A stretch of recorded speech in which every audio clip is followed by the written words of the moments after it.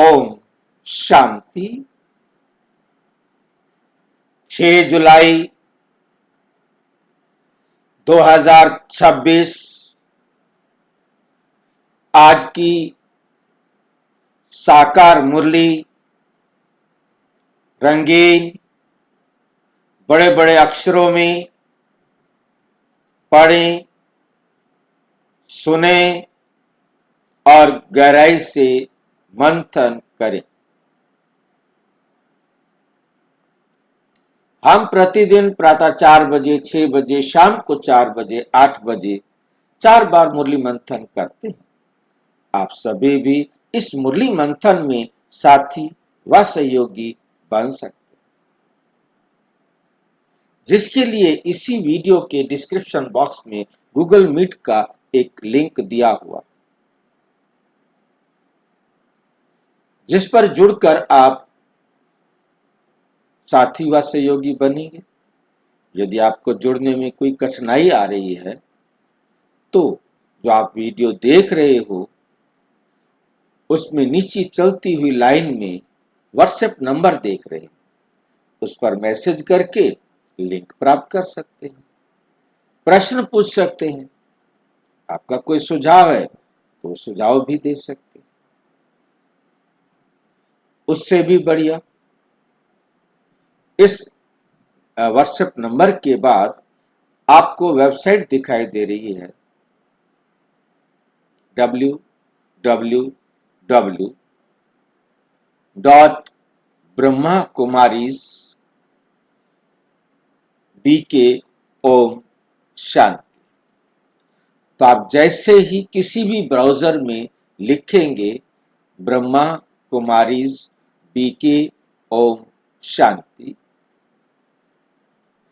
तो आपको इस प्रकार से लिखा हुआ दिखाई देगा ब्रह्मा कुमारीज बीके ओम शांति। और उसके बाद आप जब क्लिक करेंगे इसको तो आपके सामने वेबसाइट खुल जाएगी। इस वेबसाइट पर क्या लिखा हुआ है? ब्रह्मा कुमारीज बीके ओम शांति। इस स्पेलिंग्स को बहुत ध्यान से देखना है, सभी स्मॉल लेटर्स, कोई छोटा बड़ा नहीं, कोई गैप नहीं। .com लिखेंगे तो आपके सामने लिखा हुआ आएगा welcome to the home of godly knowledge. ईश्वरीय ज्ञान के घर में आपका स्वागत है। उसके बाद घर में आएंगे तो आपको मिलेगा परम पिता परमात्मा से पढ़ना आपका जन्म सिद्ध अधिकार है। उसके बाद आपको आज की मुरली का गहराई से मंथन वीडियो और पॉडकास्ट। दूसरा है आज की YouTube पर सभी वीडियो देखने के लिए। दो ये हमारे YouTube चैनल हैं, बस बाकी दोनों में एक ही बस समानता है, जितनी वीडियो वहाँ होती है यहाँ होती है, सिर्फ एक पर गहराई से मुरली मंथन होता है, एक पर दूसरे वाला। तो दोनों आप जो भी सुविधा अनुसार क्लिक करेंगे तो वो आपको दिखाई देगा। आप उस पर जो भी वीडियो देखना चाहें देख सकते हैं। जिस समय आप क्लिक करेंगे उस समय तक जितनी वीडियो अपलोड हो चुकी होंगी वो आपको सामने दिखाई देगी। और उसके बाद हमारे पास जो है ब्राह्मणों के लिए जो भोजन है वो है मुरली, और उस मुरली के लिए एक ही क्लिक करेंगे तो आपके सामने आज से 2 दिन आगे की मुरली आपको मिलेगी। जब भी क्लिक करेंगे उससे 2 दिन आगे की मुरली मिलेगी। और ये मुरली में विशेषता है कि आप अपनी लोकल भाषा में, आप जहां भी रहते हैं वहां की भाषा में आप इस मुरली को पढ़ सकते हैं, डाउनलोड करके प्रिंट करा सकते हैं और सुन सकते हैं। ये बहुत वंडरफुल बात है। जो आपके साथी हिंदी नहीं समझ सकते, वो अपनी भाषा में पढ़ना चाहते हैं, तो उनको आप ये भेज सकते हैं ताकि वो अपनी भाषा में इसको पढ़ सके। ठीक है, तो जिससे उनको बहुत बहुत खुशी होगी।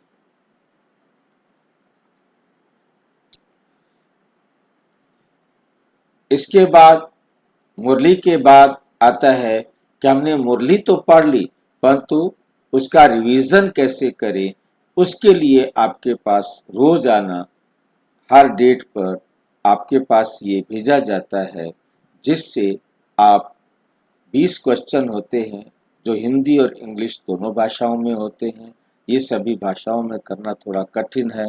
आप प्रश्न उत्तर देकर अपने आप को शाबाशी दे सकते हैं कि मैंने आज की मुरली के सभी प्रश्नों के उत्तर दिए। किसी प्रश्न के उत्तर नहीं दे सके तो आप इसको बार बार ट्राई करेंगे तो आपके प्रश्नों का उत्तर भी आपको मिल जाएगा और आप अपने आप को शाबाशी भी दे सके। और पीठ थपथपाएं अपनी, खुश होंगे। और ये खुशी आपने प्राप्त की है तो ये सबको देना है, ताकि इस बहाने वो मुरली को रिवाइज कर सके। सबके पास भेज सकते हैं जहां तक आपका सेवा करने का विचार हो। लाइव मंथन के लिए आप इसे क्लिक करेंगे तो आप लाइव जुड़ सकेंगे। एक क्लिक के अंदर आप जुड़ सकते हैं, एक ही क्लिक में आप जुड़ सकते हैं। ज़्यादा लिंक संभाल के रखने की भी ज़रूरत नहीं है, केवल इस पर जाएं और क्लिक करें और जुड़ जाएं। और उसके बाद हमारी ये प्लेलिस्ट दिखाई दे रही है।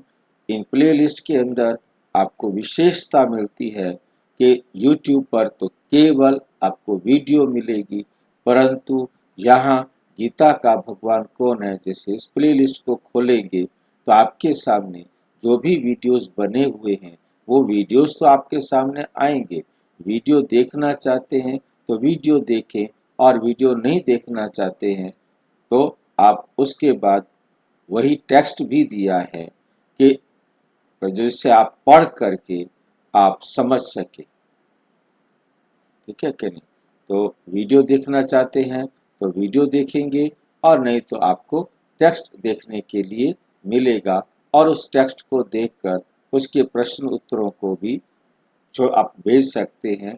और प्रश्न उत्तर भेजने से आप उनके अंदर एक जिज्ञासा पैदा कर सकते हैं कि किस प्रकार से हम जो है परमात्मा को याद करें, कृष्ण और शिव में क्या अंतर है। और प्रश्नों से उनके अंदर शक्ति आती है, थोड़ा समझ आता है। वीडियो सुनना नहीं चाहते हैं पहले पहले तो उनको प्रश्न भेजें, और इसके साथ एड्रेस के लिए, अपने लिए भी और किसी के लिए भी, इस लिंक को आप यहाँ से क्लिक करेंगे तो आपको अपने आसपास का एड्रेस दिखाई देगा, जिससे आप मुरली सुनने के लिए जा सकते हैं और किसी को भी बाबा के सेंटर पर पहुंचने का रास्ता दिखा सकते हैं। अच्छा, ओम शांति। आज की साकार मुरली का सार। मीठा मीठा बाबा कहते, मीठे बच्चे जीते जी इस शरीर से अलग हो जाओ। जीते जी इस शरीर से क्या हो जाओ? अलग हो जाओ। अशरीरी बन। शरीर से अलग होना माना, शरीर से अलग होने का मतलब क्या होता है? मर जाना। शरीर से अलग होना माना मर जाना। जीते जी मर जाओ।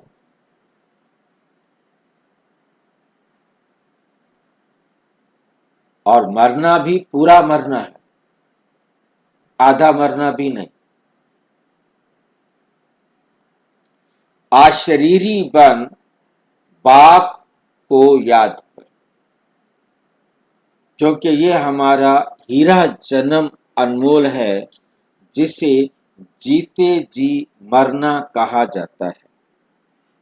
जीते जी मरना, हमने जीते जी मरना है, जिसमें शरीर को नहीं छोड़ना, परंतु बाकी सारी एक्टिविटीज वही होंगी जो शरीर छोड़ने के बाद होती। हमने सारे संबंध भूल जाने कि मेरा किससे क्या संबंध है, अब मुझे कुछ भी मालूम नहीं। मुझे सिर्फ मालूम है, तो इतना मालूम है कि मैं आत्मा हूँ और मुझ आत्मा का पिता परम आत्मा है और ये सब आत्माएं हैं। इस कर्म क्षेत्र पर इन आत्माओं के साथ मेरा कार्मिक अकाउंट जितना बाकी है वो मैंने पूरा करना। जैसे ही वो पूरा होगा हम अलग हो जाएंगे, हम आजाद हो जाएंगे। बस इतना हमारी बुद्धि में एकदम स्पष्ट रहे। ये जब हमें स्पष्ट रहेगा तो हम जीते जी मर गए।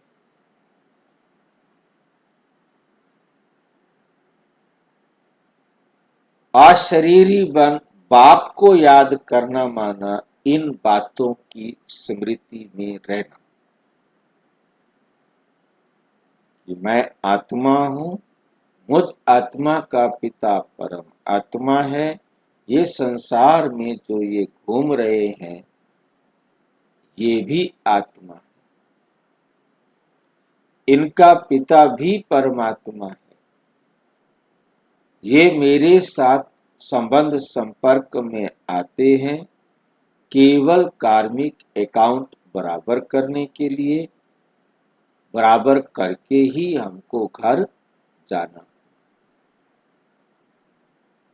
बराबर करके ही घर जाना।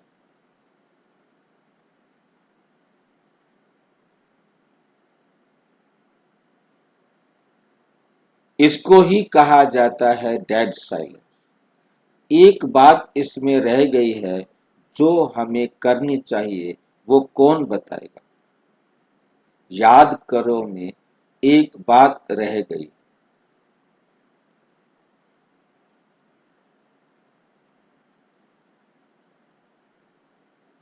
तब ये विषय पूरा हो जाएगा।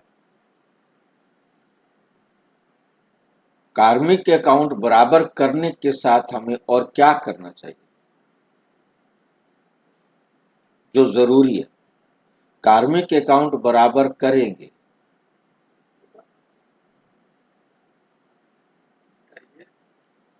कार्मिक अकाउंट बराबर करने के साथ क्या करना चाहिए? हाँ जी बोलो। प्रेजेंट को श्रेष्ठ से श्रेष्ठ बनाना। प्रेजेंट नहीं में नहीं बनेगा, हाँ जी नहीं बनेगा इससे। भाई जी अक्रम को खाता बनाना भाई जी। हाँ, अकर्म का खाता बनाना, ये कैसे वो बनेगा हाँ जी भाई जी? अक्रम का खाता हाँ बोलो। ये कैसे बनेगा? हाँ वही वही सिखाया बाबा ने, बिना ही तो हाथ बता। बिना हाथ पकड़े बन जाएगा क्या? नहीं, हाँ, जिससे जिससे आत्मा की उन्नति हो बाबा की श्रीमत पर चलने से। हाँ ये बात जो है हमें ध्यान देनी है। भाई जी ये कर्म हमें करना है कि बाबा की श्रीमत पर, बाबा की याद करो में ही ये काम रह गया था कि बाबा को याद करना माना हम इनके साथ कार्मिक अकाउंट बराबर कर रहे हैं, परंतु बराबर तो कर रहे हैं, बनाना भी है। बाबा की श्रीमत ये है कि आप इनके साथ रह रहे हो, कार्मिक अकाउंट बराबर कर रहे हो, परंतु ये भी याद रखो कि हमने इनके साथ नया कार्मिक अकाउंट अकर्म वाला बनाना है। जो ये कर रहे हैं उसका मैंने रिएक्शन नहीं देना, दुख दे मैंने दुखी नहीं होना, सुख दे मैंने सुखी नहीं होना, खुशी दे मुझे खुश नहीं होना। मैंने कार्मिक अकाउंट बराबर करना, परंतु जब वो मेरे प्रति क्रिया कर रहे हैं या मेरे एक्शन की प्रतिक्रिया कर रहे हैं, मैंने अब क्या करना है? वो चाहे मुझे जो दें, परंतु मैंने उन सब के साथ जो भी मेरे संबंध संपर्क में आएंगे, अकर्म का खाता बनाना है। मैंने अकर्म के सिवाय और कोई खाता नहीं बनाना, बाकी मैंने बराबर करने। ये नहीं कि इसने मेरे को डंडा मारा है, मैं भी इसको डंडा मार ही देता हूं, हिसाब बराबर नहीं। मुझे हिसाब बराबर नहीं करना, हिसाब बराबर तो वो करेंगे, हिसाब बराबर मैंने नहीं करना, वो करेंगे। मुझे तो फ्रेश बनाना है बाबा की श्रीमत के अनुसार। वो तो चाहे दुख दें चाहे सुख दें, वो हिसाब बराबर हो गया बस।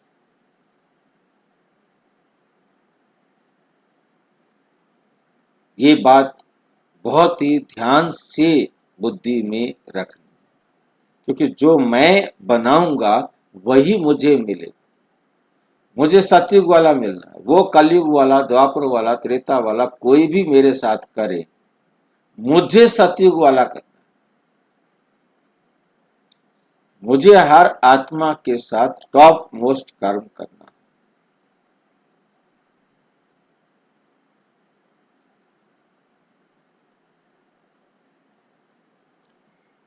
इसको कहा जाता है, इसको ही कहा जाता है डेड साइलेंस। आप बोल भी रहे हो, आप सोच भी रहे हो, फिर भी डेड साइलेंस। आप सांस भी ले रहे हो, कर्म भी कर रहे हो, फिर भी डेड साइलेंस। नोट करना है इसमें। कब? जब केवल मैं बाबा की श्रीमत पर चल रहा हूं, मुझे सोचने की जरूरत नहीं है कि बाबा ने जो श्रीमत दी है वो मुझे ठीक है।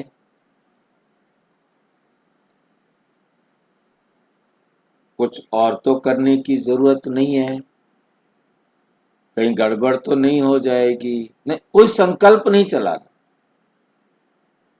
आंख बंद करके बाबा की श्रीमत पर चल रहे हैं तो इसे कहा जाएगा डेड साइलेंस।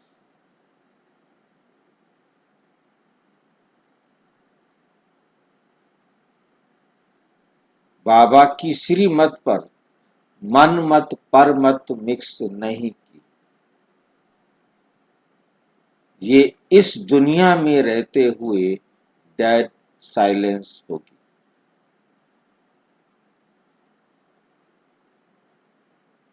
जहां मैंने अपनी बुद्धि चलाई तो वहां साइलेंस खत्म।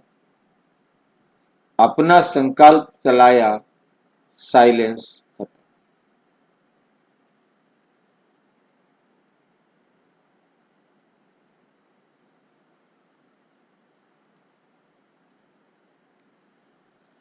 प्रश्न: तुम बच्चे अभी अपना फाउंडेशन मजबूत कर रहे हो, मजबूती किस आधार से आती है?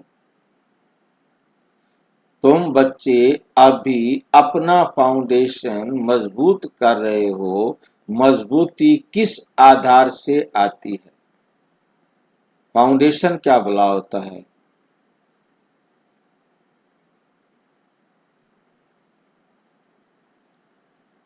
बुनियाद। हाँ जी, बुनियाद। बुनियाद। वो क्या होती बुनियाद। है? उसमें क्या करना होता है? उसको मजबूत करने के लिए क्या करना होता है?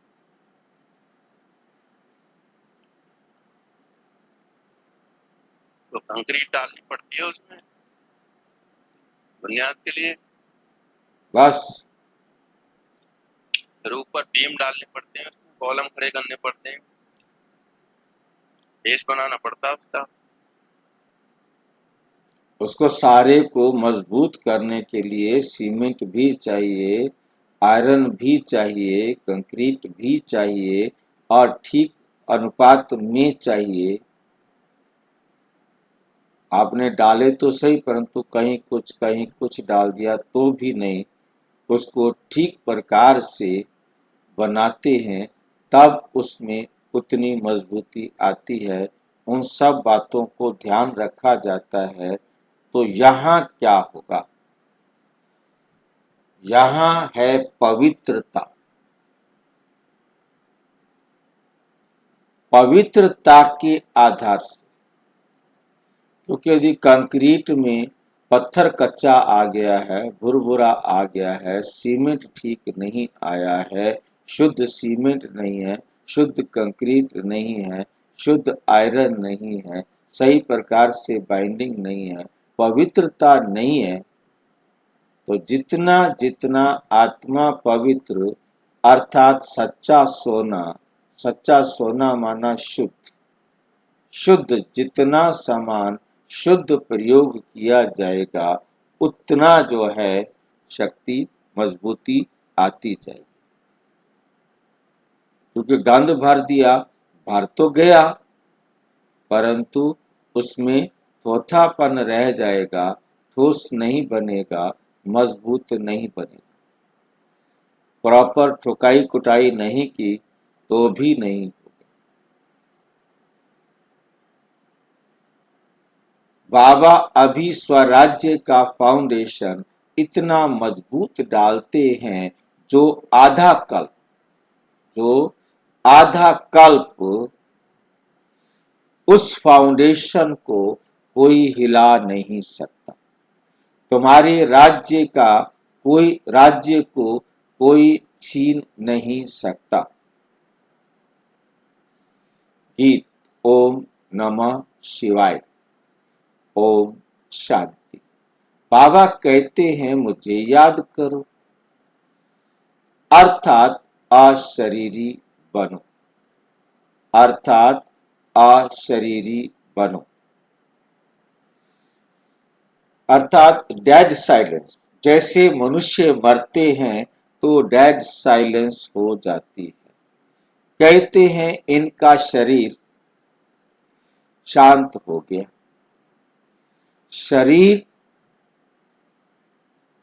और आत्मा दोनों अलग हो गई, खत्म हो गई। यहां भी तुम बच्चे जब बैठते हो तो इसको डेड साइलेंस कहा जाता है। जीते जी अशरीरी बन जाओ, अपने को आत्मा समझो, बाप को याद करो। तुम जानते हो ये सच्ची शांति है। वो लोग शांति को नहीं समझाते। डेड साइलेंस का अर्थ तो जानते ही नहीं। डेड साइलेंस क्यों हो कहते हैं? याद दिलाते हैं वह मर गया, शांत हो गया। तुम अभी मर जाओ, तुम भी शांत हो जाओ। मर जाओ और तुम भी शांत हो जाओ।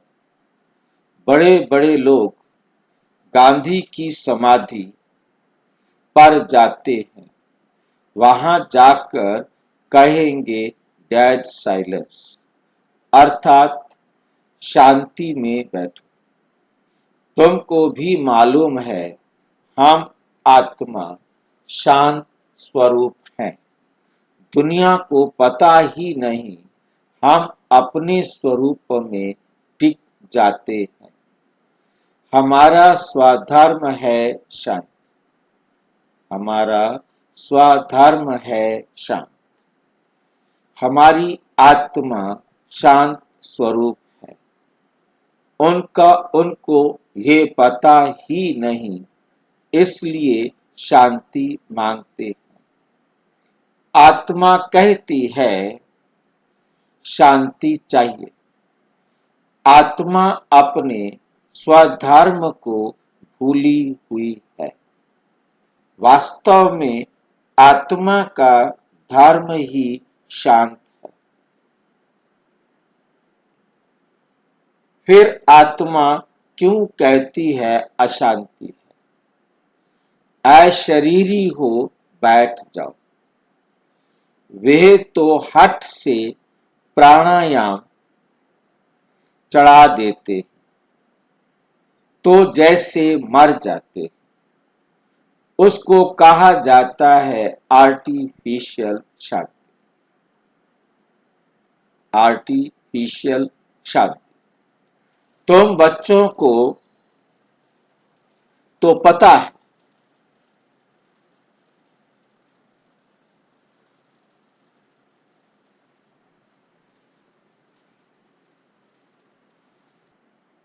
हमारा स्वधर्म शांति।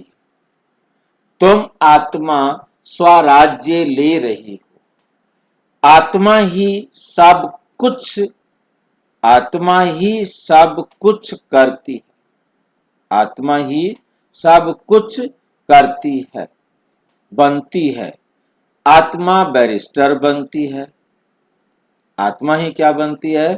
बैरिस्टर बनती है, डॉक्टर बनती है, इंजीनियर बनती है, टीचर बनती है। जो कुछ भी बनना है वो आत्मा को ही बनना है। जब बनने वाली आत्मा है तो हमें पूरा अटेंशन देना है कि हमें क्या बनना है। आत्मा कहती है हमको राज्य चाहिए। आगे भी राज्य लिया था बाप से, अब फिर लेने आए हैं। मनुष्य देह अभिमान में है तो दुख में है। अभी तुम समझते हो हम आत्मा हैं। अपना परम पिता परम आत्मा से स्वराज्य लेने आए। हम क्या करने आए हैं? अपने परम पिता परम आत्मा से स्वराज्य लेने आए हैं। तुम आत्मा को राजाई चाहिए। इस समय आत्मा स्वराज्य मांगती है बेहद के बाप से। श्री कृष्ण को तो स्वराज्य था, फिर गुम हो गया। अब बाप आकर तुम आत्माओं को राज्य देते हैं। अब बाप आकर तुम आत्माओं को राज्य देते हैं। इसको राजयोग कहा जाता है। परम पिता परम आत्मा राजयोग सिखलाते हैं। मनुष्य देह अभिमानी होने के कारण मैं फलाना हूं, मैं देह को ही कहते, देह को ही समझ लेते हैं। वास्तव में मैं आत्मा करती हूं। मैं आत्मा करती है। आत्मा कहती है मैं ये चीज उठाता हूं। फीमेल कहेगी मैं उठाती हूं। पुरुष कहेगा उठाता हूं। फीमेल कहेगी मैं उठाती हूं। वास्तव में आत्मा तो मेल है। मैं आत्मा बाप का बच्चा हूं। आत्मा कहती है बाबा हम आपसे स्वराज्य ले रहे। आत्मा को स्वराज्य देते हैं।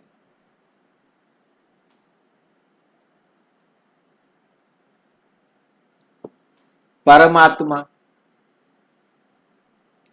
भक्ति और ज्ञान में देखो कितना फर्क है।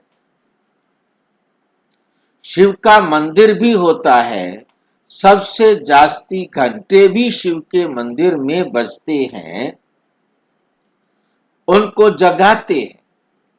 जगाते तो सबको हैं। सवेरे सवेरे बैंड बाजे बजते हैं। यहाँ बाप बच्चों को जगाकर देवता बनाते हैं। घंटे आदि बजाने की कोई बात नहीं। बाप कहते हैं तुमको स्वराज्य चाहिए तो पहले पवित्र बनो। एम ऑब्जेक्ट बुद्धि में रहता है। स्टूडेंट कहेंगे हम ये मैट्रिक पास करेंगे, फिर ये करेंगे। सन्यासी चाहेंगे हमको शांति मिले।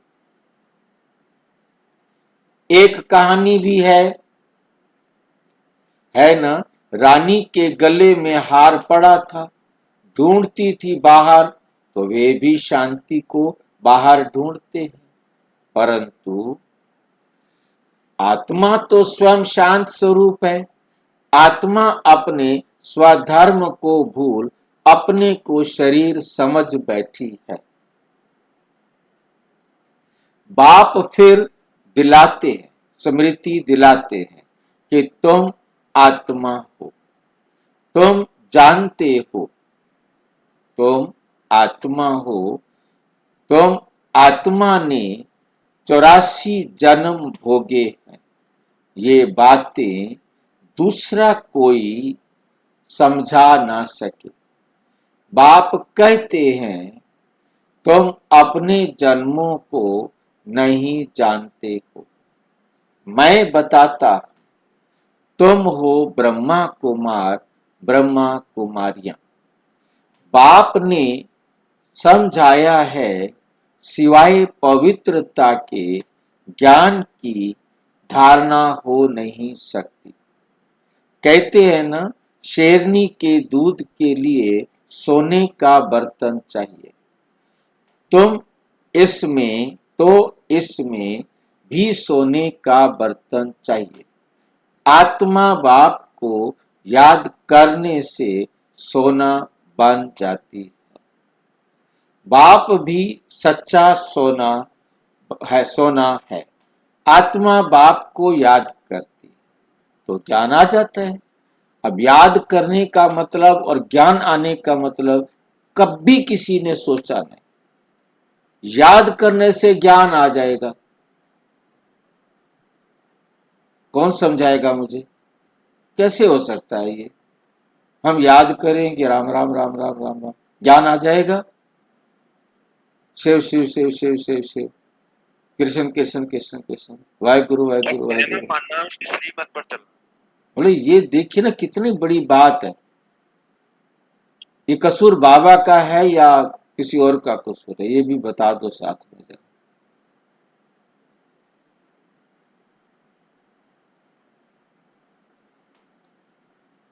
बाबा को पढ़ाना आता है क्या? ये कसूर किसी का नहीं है, वो समझने की बात है। बाबा का कोई कसूर नहीं है। नहीं भाई जी, जो मुरली डेली ध्यान से सुनते हैं उनको ये बात क्लियर होती है। जो कभी कभी मुरली सुनेंगे उनको समझ नहीं आएगा। जब तक किसी को, आप टीचर हैं, आपको बड़े ध्यान से समझाना चाहिए कि नहीं समझाना चाहिए। अब नए बच्चे तो याद, दुनिया में सारे सुनते आए, याद करना माना, नाम रटना याद करना माना, बाप का नाम याद करना माना, नाम बोलना नहीं। अब यहाँ तो बात ही बदल दी ना। आत्मा बाप को याद करती है। अब बाप को याद करने का मतलब कहना मानना होता है। मतलब एक बार बाबा ने कह दिया, यदि उस बात को बाबा हर बार सिंपल रूप से कहे तो क्या बाबा को गलत लगता था बोलना? सबको आसानी से समझ में आ जाता था ना। बाबा को गलती हम कह नहीं सकते, क्योंकि ड्रामा में हम किसी को गलत नहीं कह सकते, परंतु ये बहुत जरूरी है कि हर बार ये स्पष्ट होना चाहिए कि आत्मा बाप को याद करती है तो ज्ञान आ जाता है, अर्थात जितना बाबा की श्रीमत पर हम एक्यूरेट चलेंगे उतना उतना हमें क्या होगा, वो ज्ञान के पॉइंट्स जीवन में धारण हो जाए। आज तक हम याद का मतलब भी बहुत गलत समझते थे, किसी बात को याद रखना, जबकि एक्चुअल में याद एक्चुअल तभी होती है, परफेक्ट याद तभी होती है जब वो हमारी जीवन की नेचुरल नेचर बन जाए, अर्थात संस्कार बन जाए। ये याद है कि मुझे सबको आत्मा देखना है, तो मैं आत्मा देख नहीं रहा हूं, ये मेरी आदत नहीं बनी है, तब तक याद नहीं है। इतना खराब है हमारा बाबा।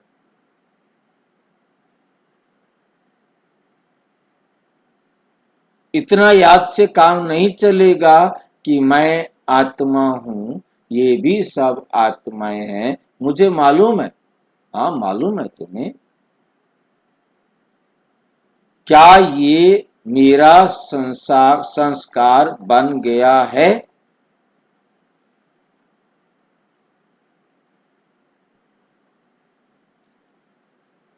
क्या ये मेरा संस्कार बन गया है?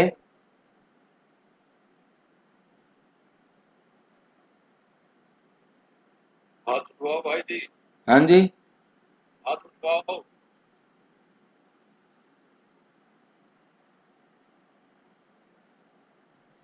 संस्कार नहीं बना तो मेरे को क्या याद है बताओ? क्योंकि मैं आत्मा तो संस्कार लेकर जाऊंगी।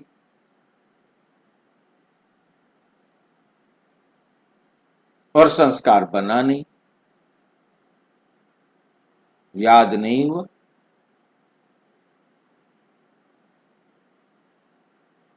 अब इतनी सारी बातें इस लाइन के अंदर छुपी हुई हैं।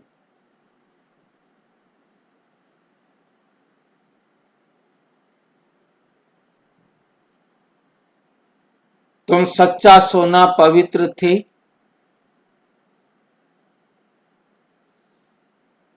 ये ज्ञान का असर किसको होता ही नहीं। यह ज्ञान का असर किसको होता ही नहीं। बाप कहते हैं मैं तुम आत्मा को स्वराज्य देता हूं। बाबा कहते हैं मैं तुम आत्मा को स्वराज्य देता हूं।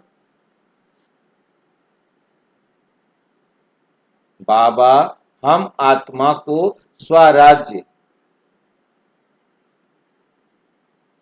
देखिए ये भी कितना कमाल की बात है, अपना राज्य देता हूं। हमारी कोई प्रजा है क्या? आत्मा की प्रजा होती है?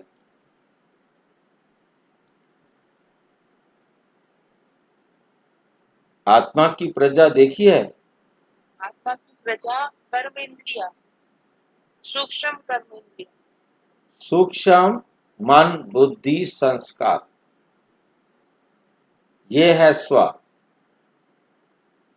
शरीर की जो कर्म इंद्रिया है वो स्व नहीं है। शरीर पर है तो शरीर के अंग भी पर है, पराये हैं।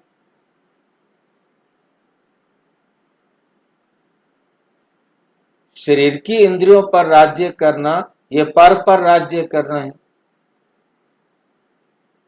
मन बुद्धि संस्कार पे राज्य कर। हाँ, ये प्रजा है हमारी। ये तीनों मेरे अंग हैं। इन तीनों से मिलकर मैं बना हूं। मैं अपने ही अंग पर अपने ही जिसको, क्योंकि बिना मन के तो भी आत्मा नहीं, बुद्धि के बिना भी आत्मा नहीं, संस्कार के बिना भी आत्मा नहीं। ये जो आत्मा संपूर्ण है वो इन तीन से है, और ये तीनों में से कोई अलग नहीं हो सकता।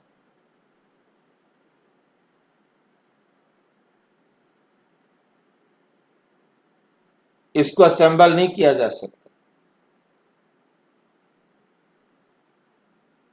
ये असेंबल्ड ही ऐसा ही आता है, कंपनी बनता ही ऐसा है बस। और वो भी कंपनी बंद हो गई है, दोबारा कोई और बना भी नहीं सकते। जो बन गई हैं वही हैं, इनकी प्रोडक्शन बंद हो गई है। और ये वंडरफुल प्रोडक्शन है जिसमें कोई डैमेज नहीं होता। बिना मन बुद्धि के आत्मा एक्टिव नहीं होती। आत्मा ही नहीं है। मन, बुद्धि और संस्कार तीनों एक साथ रहते हैं, इकट्ठे होते हैं, परंतु एक्टिव होना ना होना, वो क्या कौन सा अंग कब काम करेगा तीनों में से, वो एक अलग बात है। जैसे कार बनानी है तो कार के लिए तो हमें कोई चीज कहां से, कोई चीज कहां से, कोई चीज कहां से, कोई चीज कहां से लेकर के असेंबल कर सकते हैं। परंतु कार का जो एक नट है वो असेंबल नहीं कर सकते। वो तो एक ही है, उसमें चूड़ियां भी बनी हुई हैं, उसमें बार का जो शेप बनना है वो बनी हुई है। वो एक ही प्रोडक्ट है, आत्मा एक ही प्रोडक्ट है। वो उसकी चूड़ियां खराब हो सकती हैं, उसके बाहर का ढांचा खराब हो सकता है, परंतु इस आत्मा का कुछ भी खराब नहीं होता। खराब होता है तो सेल्फ मतलब री एस्टेब्लिश करना या रीबिल्ट हो जाना, ये उसकी अपनी योग्यता है। उसमें जो भी डैमेज आते हैं 5,000 साल के अंदर, वो फिर से रीसेट हो जाते हैं, रिजुविनेट हो जाते हैं।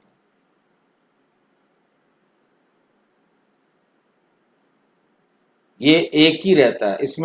इसमें सेल्फ क्रिएशन कहो, सेल्फ इम्प्रूवमेंट कहो, सेल्फ रिपेयर्ड कहो, जो भी लैंग्वेज, जो भी शब्द आप लगा सकते हो लगाएं। प्रॉपर जो शब्द समझे, मतलब बात को समझ ले कि हम आत्मा ही केवल सेल्फ हैं। भाई जी रिजुविनेट ज्यादा अच्छा है, हाँ जी, डैमेज को रिकवर कर रहा है rejuvenate. Self self covering recovering जो है ना, कैपेबिलिटी है इसके अंदर। तो मैं आत्मा को स्वराज्य देता हूं। ये स्वराज्य देना मीन्स री इनकारनेशन करना, रिजुविनेट करना, पुनर्स्थापन करना, दोबारा से अपनी। पर सेल्फ नहीं कर पाती, हाँ जी, सेल्फ नहीं कर पाती बिना मैकेनिक। थोड़ा स्पष्ट नहीं हुआ। बिना मैकेनिक के, बिना ड्राई क्लीनर के क्लीन नहीं हो पाती। इसका एक ही है भाई जी, मैकेनिक एक ही मैकेनिक है इसका, और कोई मैकेनिक है ही नहीं। दूसरा कोई मैकेनिक नहीं। परंतु वो मैकेनिक भी ऐसा है, आकर के याद दिलाता है। करना तो आत्मा को खुद पड़ता है।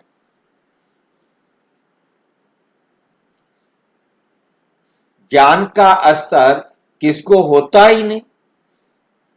बाप कहते हैं मैं तुम आत्मा को स्वराज्य देता हूं, पुनर् रीइंकारनेशन कहो, रिजुविनेशन कहो, करने में गाइड मार्गदर्शन शिव बाबा आकर करते हैं, ट्रिगर आकर करते हैं और हम वापस अपनी उसी अवस्था में आ जाते हैं। ये स्वराज्य मिलेगा तब, ध्यान रखना, जब सृष्टि का अंत और नई सृष्टि की आदि होगी। कहीं पहले मिल जाए, कहो कि त्रेता में दे दो, द्वापर में दे दो, कलयुग में दे दो, ना मिले। जब अंत होगा, वो एक सेकंड उस कंप्लीशन को प्राप्त कराता है। सारी आत्माएं अपनी कंप्लीट स्टेज को प्राप्त करती है और फिर जब कंप्लीट हो जाती हैं तो परम अवस्था, परम धाम स्थित हो जाती। तब जब पुरानी सृष्टि का अंत और नई सृष्टि की आदि होगी, और उसमें कितना टाइम लगता है? केवल ओनली 1 सेकंड भी नहीं लगता, जिसके लिए बाबा ने अभी कल परसों की मुरली में शब्द यूज किया, बिंदु समय। शब्द देखो ना, बिंदु समय, शुद्ध हिंदी बोलता है। और हमें समझ में तब आती है जब हम अंग्रेजी मिक्स कर देंगे। हम मिक्सचर बन गए हैं। जीरो टाइम, समझ में आ गया। बिंदु समय बोला तो नहीं समझ में।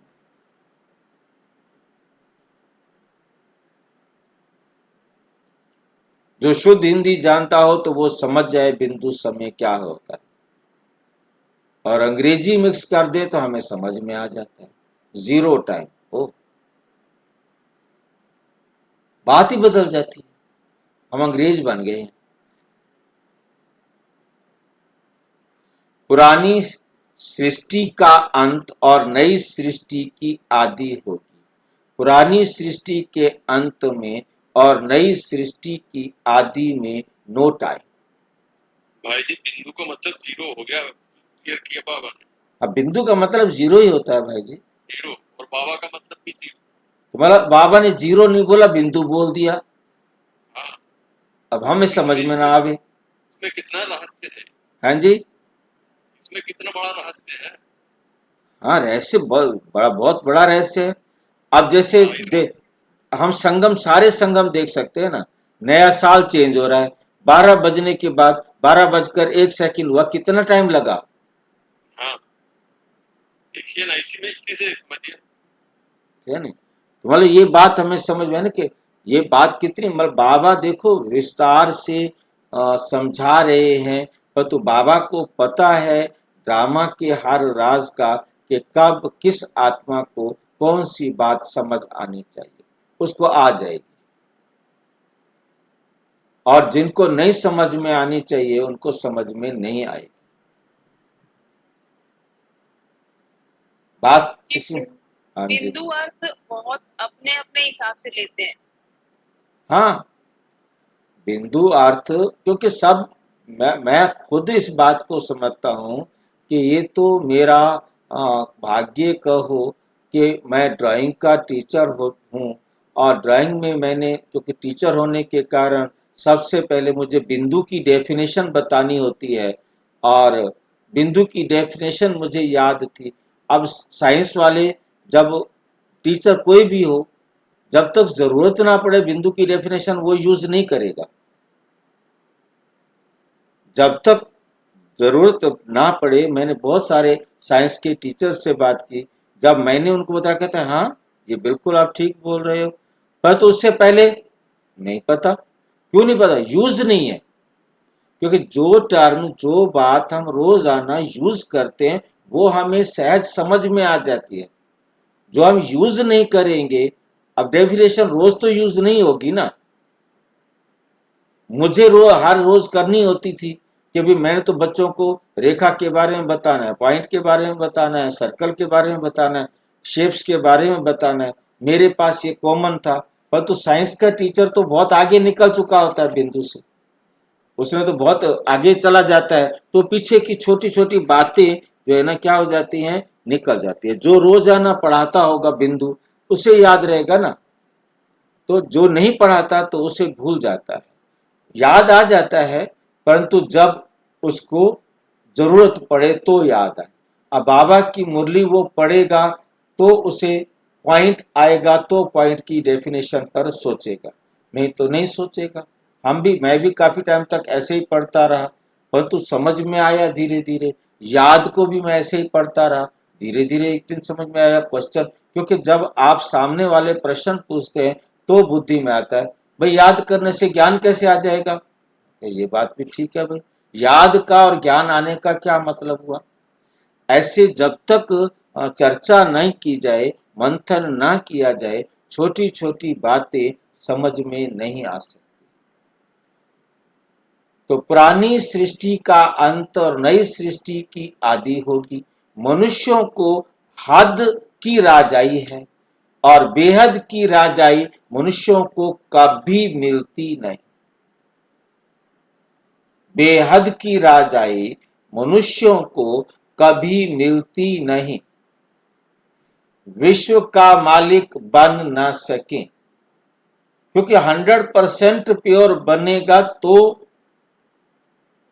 नहीं तो खुश हो जाओ मैंने 10 लोगों को मुरली सुना दी, मैं बेहद का सेवाधारी। अरे भाई कहाँ देख ही नहीं पा रहे हो बेहद के सेवाधारी। बेहद के सेवाधारी तो सिर्फ मनसा सेवा से बन सकते, और कोई तरीका नहीं है बेहद का सेवाधारी बनने।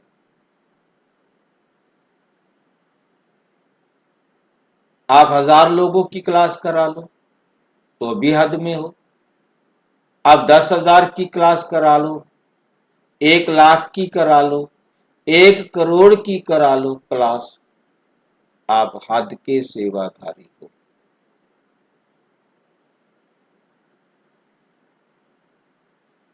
आप बेहद की आत्माओं को आत्मा अनुभव कराने का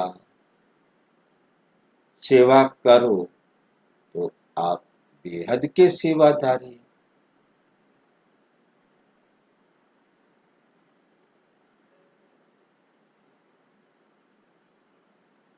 विश्व का मालिक बन ना सके,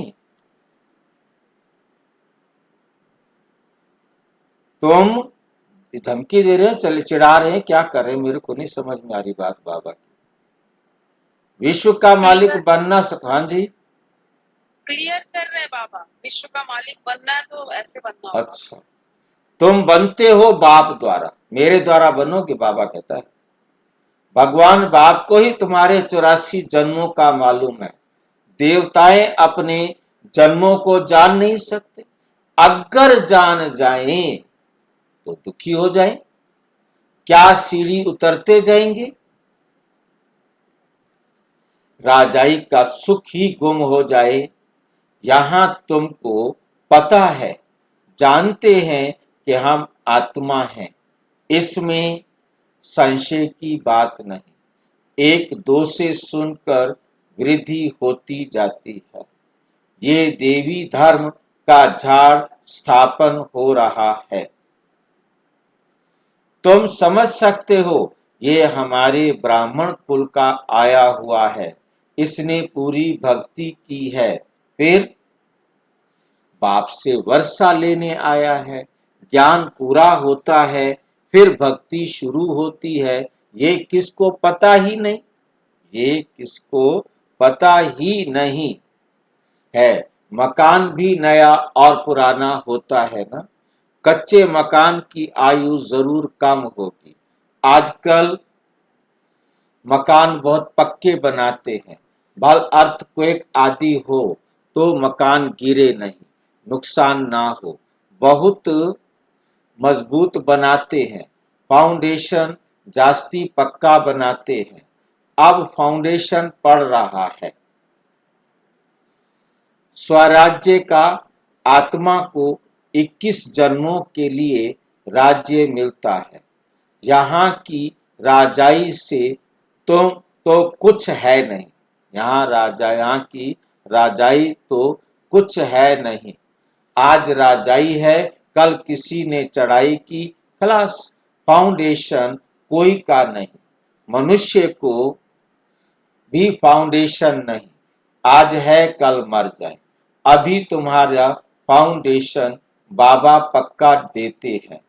जो 21 जन्म तुम राज्य पाते हो, तुम्हारी राजाई का पक्का फाउंडेशन पड़ता है।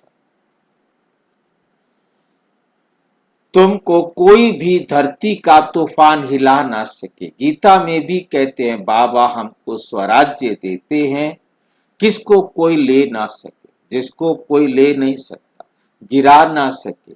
ऐसी बादशाही देते हैं जो जरा भी दुख की बात नहीं रहती।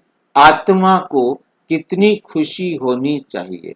निश्चय तो है नहीं, है ना? निश्चय नहीं है तो वो स्वर्ग में चलने के लायक नहीं। इतने ढेर ब्रह्मा कुमारियां वृद्धि को पाते रहते हैं। तुम जानते हो, ज्ञान सागर परम पिता परम आत्मा हमको पढ़ाकर राजयोग सिखा रहे। वे फिर कह देते हैं श्री कृष्ण ने सिखाया। ये कैसे समझे? शिव बाबा ने मनुष्य तन में आकर सिखाया। भारत ही पवित्र था, अब अपवित्र पतित है। देवताओं के आगे जाकर उन्हों की महिमा गाते हैं, शिव के आगे कभी ऐसा नहीं गाएंगे। तुम सर्व गुण संपन्न 16 कला संपूर्ण हो। शिव की महिमा अलग है। वे ज्ञान का सागर पतित पावन सर्व का सदगति करने वाला बाप सर्व की झोली भरने वाला भोलानाथ है। ऐसे बाप को सब भूले हुए परम पिता परम आत्मा को बुलाते हैं कि आकर दुख हरो, सुख दो। सुख करता दुख हरता तो एक ही है, उनकी ही श्रेष्ठ मत है। वो है श्री श्री भगवान की मत, जिससे तुम बच्चे भी श्रेष्ठ बनते हो। गवर्नमेंट भी कहती है कि भ्रष्टाचारी दुनिया है, अब श्रेष्ठ कौन बनाए? पता ही नहीं पड़ता है। समझते हैं साधु लोग बनाएंगे, परंतु वे तो श्रेष्ठ बना नहीं सकते। ये तो बाप का ही काम है ना। पहले एक राजा के हुक्म पर चलते थे। सतयुग में तुमको वजीर आदि कोई भी नहीं है। बादशाह में ताकत रहती है। वजीर का नाम गाया ही नहीं जाता। तुम समझते हो हमने विश्व का मालिक बन राज्य चलाया था, ऐसे ही जाकर चलाना है जैसे चलाया था। बरोबर सतयुग में लक्ष्मी नारायण का राज्य था ना। हर एक को अपनी राजधानी मिलेगी। श्री कृष्ण को अपनी राजधानी होगी। दूसरे भी राजाएं होते हैं ना, कम से कम 8 तो है ना। फिर 8 हैं व 108 हैं, आगे राजधानी चल पता पड़ जाएगा। ऐसे नहीं कि जो पिछाड़ी में ज्ञान देना है वो अभी देंगे। जो जिएंगे बाप ज्ञान देते रहेंगे। देना ही है। ड्रामा में नूंद है, परमात्मा को अभी पार्ट है। ये ज्ञान देने का पार्ट अभी नूंदा हुआ है। बाप कहते हैं आगे चल तुम बहुत समझने वाले हो। दिन प्रतिदिन समझाते रहते हैं। ये भी पता चले कि हम वहां राजधानी कैसे करते हैं, ये भी पता चले कि हम वहाँ राजधानी कैसे करते हैं। स्वयंवर कैसे होता है, तुम ध्यान में जाते हो, वैकुंठ में जाकर देखते भी हो, कैसे वहाँ सोने के महल है, सोना ही सोना है। अपने को पारसपुरी में देखते हो, सोने की ईंटों के मकान बन रहे हैं। समझते हैं थोड़ी ईंटें ले जाएंगे, फिर उतरते हो तो अपने को यहाँ देखते हो। मीरा भी ध्यान में अपने को रास करते श्री कृष्ण के साथ देखती थी। तुम सूक्ष्म वतन में जाते हो, वहाँ हड्डी मांस नहीं होता, फरिश्ते बन जाते हैं। ब्रह्मा का भी सूक्ष्म शरीर देखने में आता है, यही फरिश्ता बन जाते हैं। तुम बगीचे आदि देखते हो, ये बाप साक्षात्कार कराते हैं। तुम कहते हो बाबा हमको सूबी रस पिलाते हैं, अब सूक्ष्म वतन में तो पिला ना सके। फल फूल वैकुंठ में फर्स्ट क्लास होते हैं, सूक्ष्म वतन में तो बगीचा नहीं होगा।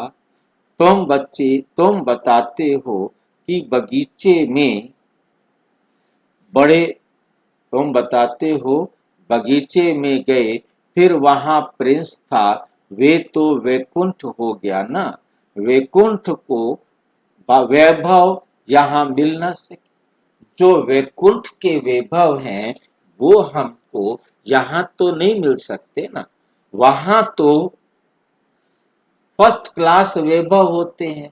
बाप कहते, हाँ जी, आज वैकुंठ की अलग परिभाषा बता रहे बाबा, वैकुंठ आज वैकुंठ की अलग परिभाषा बता रहे बाबा। रोज रोज कुछ ना कुछ थोड़ा थोड़ा सुधार करते रहते हैं ना। फर्स्ट क्लास वैभव होते हैं। बाप कहते हैं हम तुमको वैकुंठ का मालिक बनाते हैं, यहाँ तो दुख ही दुख है। कोई ऐसा मनुष्य नहीं जो ऐसा ना कहे कि भगवान हमें दुख से छुड़ाओ। नानक दुखिया सब संसार, सारे पुकार रहे हैं प्रभु आओ। दुख में ही याद करते हैं। श्री कृष्ण के पुजारी कहेंगे कृष्ण कहो, हनुमान के पुजारी कहेंगे हनुमान की जय बोलेंगे। यहाँ बाप कहते हैं निरंतर मुझ बाप को याद करो, ऐसा याद करो जो अंत काल क्या हो, कोई की याद ना आए।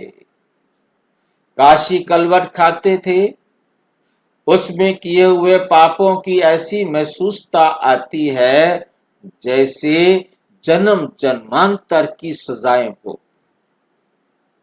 क्या होता है काशी कलवट में जो जन्म जन्मांतर की सजाएं भोगते हैं? काशी कलवट का सीन जो बहुत अच्छी तरह बुद्धि में याद रखना है, जिसको ये मतलब ब्रेन वॉश हो गया, जिसको ये समझ में आ गया कि मैंने अब भगवान पर कुर्बान जाना है और वो कुर्बानी के लिए तैयार हो जाता है। बहुत अच्छी तरह सवेरे नहा स्नान आदि करने के बाद, पूजा पाठ करने के बाद, मंदिर में मत्था टेकने के बाद वो उस कुएं पर पहुंचता है जहां सारे उसको देख रहे होते हैं, परिवार वाले भी साथ होते हैं, और वो ऊपर से सबके सामने अपने आप को खुद गिराता है और नीचे ब्लेड लगे होते थे आरे के, जिसके ऊपर गिरते ही शरीर के टुकड़े टुकड़े हो जाएं, और उसके नीचे शिवलिंग जिसके ऊपर सारे टुकड़े चढ़ जाए, फिर उसका महाप्रसाद बने और वो प्रसाद बांटा जाए। पता नहीं भाई जी जो कटता है उसका प्रसाद बनता है। बिल्कुल, महाप्रसाद तो उसी के बनेगा ना। और ये समझ में नहीं आता कि क्योंकि ये तो हमने सुना है, मैंने देखा भी नहीं है इसको। तो बात सारी यहाँ आती है कि मरना और टुकड़े टुकड़े हो जाना, तो कितनी सजा, कितना दर्द होगा। वो दर्द तो थोड़ी देर का होता है, कुछ ही सेकंड्स का, क्योंकि कोई यदि कोई गंडासा मार दे या कोई खुद कट के मरे, तो कटते ही आत्मा तो शरीर से अलग हो जाएगी और उसके टुकड़े टुकड़े हो गए।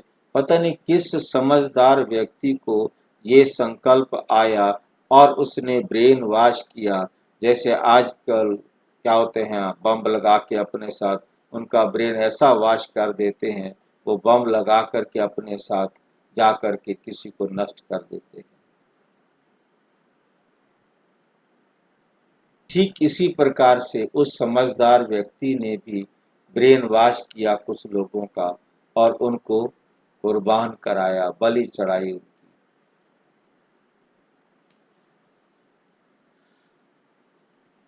और फिर खुश होते, ये तो स्वर्ग में गया जी, शिव पर कुर्बान हो गया। इसका तो यही बात उन्होंने उनको सुना, बेकार रखी है कि 72 हूरें मिलेंगी, 72 मतलब आपको रानियां मिलेंगी एंजॉय करने के लिए, सुरा शराब मिलेगी आपको वहां पर।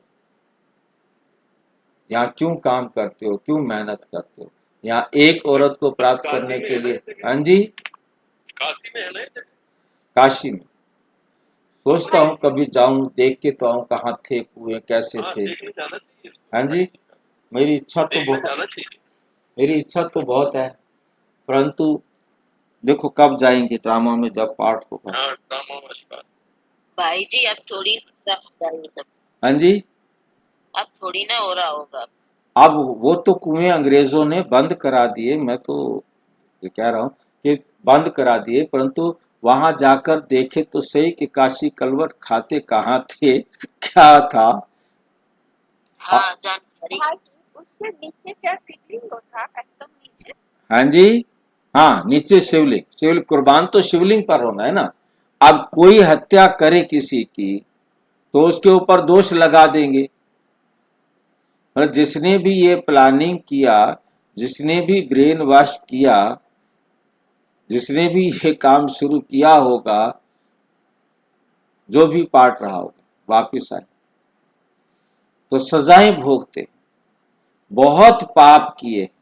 इसको कहा ही जाता है पाप आत्माओं की दुनिया। आत्मा पापी है, आत्मा ही बाप को बुलाती है। परम पिता परम आत्मा है, परम धाम के रहने वाले शिव बाबा, उनका असली नाम तो एक ही है, वो है आत्माओं का बाप। रुद्र के साथ शालिग्राम शब्द शोभता नहीं, शिव और शालिग्राम शोभता है। शिव का ये क्यों कहा है, रुद्र यज्ञ रचते हैं तो छोटे छोटे शालिग्राम बनाते, तो बाबा कहते रुद्र यज्ञ में शालिग्राम। अब रुद्र के साथ शालिग्राम तो अच्छा नहीं लगता, तो उसे शिव के साथ शालिग्राम अच्छा लगता है। तो कहना तो चाहिए शिव, परंतु वो रुद्र कहते हैं। अब रुद्र माना भी जीरो होता है, शिव माना भी जीरो होता है। अब उन्होंने अपनी भाषा में रुद्र कहना शुरू कर दिया, उन्होंने अपनी भाषा में शिव कहना शुरू कर दिया, उन्होंने पॉइंट कहना शुरू कर दिया, उन्होंने लाइट कहना शुरू कर दिया। किसी ने कुछ पकड़ लिया, किसी ने कुछ पकड़ लिया। शिव का मिट्टी का लिंग बनाते हैं, शिवलिंग, तो शालिग्राम भी बनाते हैं। पतित पावन तो वही है ना, यहाँ यज्ञ भी रचते हैं। भारत सबसे ऊंच है, परंतु देवता धर्म को भूल गए हैं। तुम्हारा आदि सनातन देवी देवता धर्म है, वे तो चला आना चाहिए। हिंदू कोई धर्म थोड़े ही है, देवता धर्म वाले ही सत्तो रजो तमो में आते हैं। जब तमो में आ जाते हैं तो अपने को देवता कह नहीं सकते। वास्तव में हिंदू वास्तव में हिंदू तो धर्म है नहीं, तो समझाया जाता है कि तुम देवी देवता बन सकते हो, आकर समझो। तो कह देते फुर्सत कहाँ है। बाप कहते हैं हम तुमको अपना बनाते हैं, शांति और सुख का वर्षा देने लिए। कोई परिवार आपस में इकट्ठे रहते हैं, बहुत प्यार से चलते हैं, सबकी कमाई इकट्ठी होती है, कोई हंगामा नहीं रहता। परंतु इनको स्वर्ग तो नहीं कहेंगे ना। सतयुग में एक भी घर में बीमार दुखी होते नहीं, नाम ही है स्वर्ग, वहां सब सुखी रहते हैं। बाप से तुम सदा बाप को वर्षा देने आए हो, तुमको ज्ञान मिला है, कहते हैं बाबा आप पतित पावन हो, हमको भी पावन बनाओ। बाप के साथ तुम बच्चे भी खुदाई खिदमतगार हो। अच्छा, मीठे मीठे सिक्की बच्चों प्रति माता पिता बाप दादा का याद प्यार और गुड मॉर्निंग। रूहानी बाप की रूहानी बच्चों को नमस्ते। हम रूहानी बच्चों की रूहानी बाप दादा को नमस्ते नमस्ते नमस्ते। धारणा के लिए मुख्य सार। नंबर 1, स्वराज्य लेने के लिए पवित्रता का फाउंडेशन अभी से मजबूत करना है। जैसे बाप पतित पावन है, ऐसे बाप समान पावन बनना है। पावन बनना है, अपने शांति स्वधर्म में स्थित रहना है। जितना हो सके देह अभिमान छोड़ देही अभिमानी रहना है। डेड साइलेंस अर्थात अशरीरी रहने का अभ्यास करना है। वरदान, अन्य आत्माओं की सेवा के साथ साथ स्वयं की भी सेवा करने वाले सफलता मूर्त भव। सेवा में सफलता मूर्त बनना है तो दूसरों की सर्विस के साथ साथ अपनी भी सर्विस करो। जब कोई भी सर्विस पर जाते हो तो ऐसा समझो कि सर्विस के साथ साथ अपने को पुराने संस्कारों का अंतिम संस्कार करते हैं। जितना संस्कारों का संस्कार करेंगे उतना ही सत्कार मिलेगा। सभी आत्माएं आपके आगे मन से नमस्कार करेंगी, लेकिन बाहर से नमस्कार करने वाले नहीं बनाना, मानसिक नमस्कार करने वाले बनाना। स्लोगन, बेहद की सेवा का लक्ष्य रखो तो हद के बंधन से टूट जाएंगे।